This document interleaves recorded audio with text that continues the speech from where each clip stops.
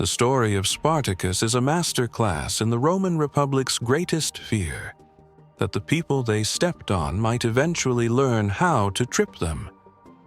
To understand the mystery of his disappearance, we must first understand the man who made himself a ghost.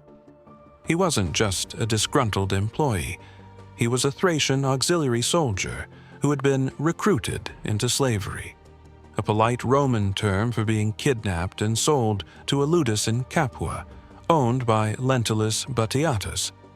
Batiatus was a man who traded in human misery and muscles, and in 73 BCE, his inventory decided to conduct a hostile takeover. Armed with nothing but kitchen cleavers and a very justified sense of resentment, Spartacus and about 70 others fought their way out. This wasn't a grand military maneuver. It was a desperate scramble for the exit. But once they were out, they didn't just run, they organized. And that is where the Roman Senate made its first and most hilarious mistake. The Romans viewed the escape as a police matter, not a war. They sent a praetor named Gaius Claudius Glaber with a few thousand raw recruits to pin the rebels down on Mount Vesuvius. Glaber, displaying the kind of tactical arrogance that usually precedes a disaster, decided to just block the only path down and wait for the slaves to starve. Spartacus, however, understood something about the local flora that the Romans didn't. He had his men weave ladders out of wild grapevines.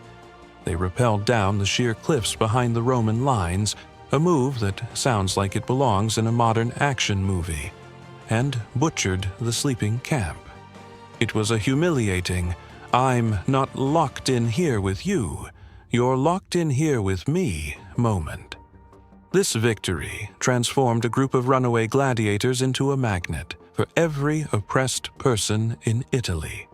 For the next 2 years, Spartacus played a lethal game of cat and mouse across the Italian peninsula. He wasn't just leading a gang, he was managing a mobile city of nearly 100,000 people. He defeated 2 consuls, the highest elected officials in Rome, and their 4 legions. He didn't just beat them, he humiliated them. At one point, to honor his fallen comrade Crixus, Spartacus reportedly forced 300 Roman prisoners to fight as gladiators. The irony was likely not lost on him, though it certainly wasn't appreciated by the Romans. By 71 BCE, the Roman Senate stopped laughing. They handed the problem to Marcus Licinius Crassus, the man who literally invented the fire department, so he could buy burning buildings for pennies on the dollar. Crassus didn't care about glory. He cared about efficiency and fear. He reinstituted decimation, killing every 10th man in his own units to ensure they feared him more than the enemy. Spartacus was backed into the toe of Italy. He tried to cut a deal with Cilician pirates to escape to Sicily, but the pirates did what pirates do. They took his money and sailed away, leaving him to face the wrath of Crassus. With the legions of Pompey the Great returning from Spain, and the forces of Lucullus arriving from the east, Spartacus knew the walls were closing in.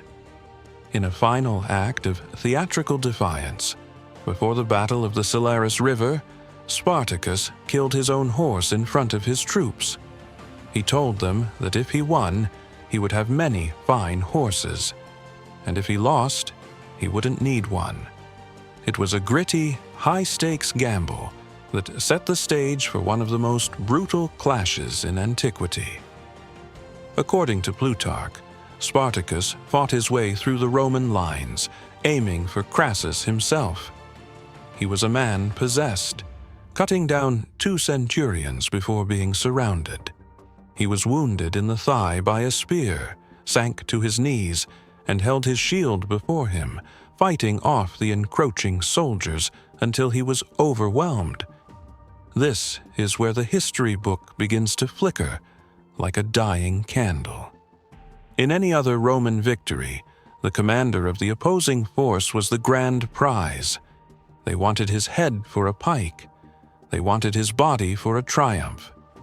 But when the dust settled on the Silurus, and the 60,000 rebel corpses were being stripped of their gear, Spartacus was nowhere to be found. Rome was a culture of pix or it didn't happen. Without the body, the victory felt hollow. Crassus had won the war, but he had lost the protagonist.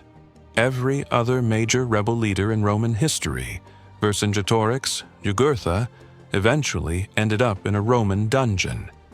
Spartacus, however, simply vanished into the red mud of the riverbank. Historians have debated for 2 millennia. Did he die, and his body was simply too mangled to identify among the thousands? Or did he slip away? Appian, another ancient historian, states plainly that his body was never found. This is a staggering admission from a Roman perspective. It suggests that despite their best efforts to sanitize the narrative and prove their total dominance, they couldn't find the one thing that would prove Spartacus was just a man. The lack of a corpse created a permanent itch in the Roman psyche.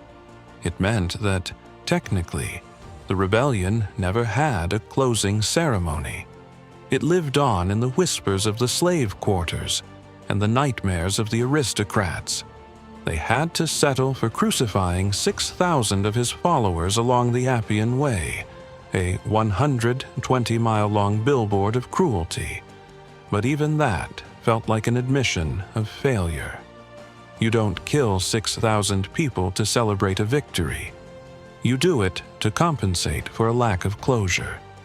Ultimately, Spartacus's history is defined by his absence. By not leaving a body, he escaped the final indignity of Roman justice. He became a secular myth, the man who taught the world that the natural order of masters and slaves was actually quite fragile. There is a certain dark wit in the fact that Crassus, who wanted so badly to be seen as the savior of Rome, is now mostly remembered as the guy who couldn't find Spartacus's body and later died by having molten gold poured down his throat. Spartacus, meanwhile, has no grave to visit, no bones to analyze, and no physical remains to tie him to a specific failure. He exists only in the history of his actions and the mystery of his end.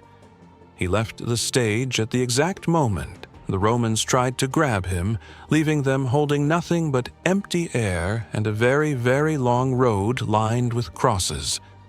He remains the only man to ever truly get the last laugh on the Roman Republic, simply by not showing up to his own funeral. The myth, the legend that is Spartacus, lives on.